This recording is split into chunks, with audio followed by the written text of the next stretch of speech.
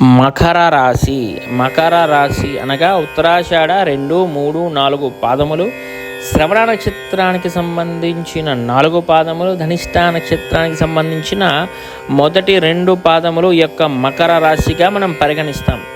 అయితే ఈ వారం గ్రహస్థితిని మనం గమనించినట్లయితే కేవలం ఒక్క రాహు గ్రహం మాత్రమే ఈ యొక్క మకర రాశి వారికి అనుకూలంగా ఉంది. అయినప్పటికీ ఏ విధంగా భయపడక్కర్లేదు. బాధ్యతాయుతంగా పనులు పూర్తి చేయండి. సకాలంలో గ్రహమంతా అనుకూలించట్లేదు, గ్రహబలం అంతా అనుకూలించట్లేదు కాబట్టి కొంతమేర నిదానంగా పనులు జరిగిపోతాయి. నిర్మాణాత్మకమైన ఆలోచనలు చాలా అవసరము.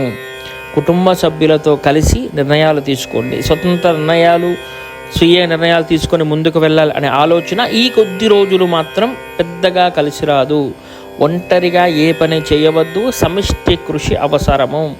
ఏ విషయంలోనూ దయచేసి మకర రాశి వారు ఈ వారం తొందరపడి నిర్ణయాలు తీసుకోవడం లేదా తెగతింపులు చేసుకోవడం అస్సలు చెప్పదగిన సూచన కాదు. ఈ వారం మకర రాశి వారు ఖచ్చితంగా నవగ్రహ శ్లోకాలు చదువుకోవాలి, ధ్యానంలో ఉండాలి, నవగ్రహ ధ్యానంలోనే ఉండాలి.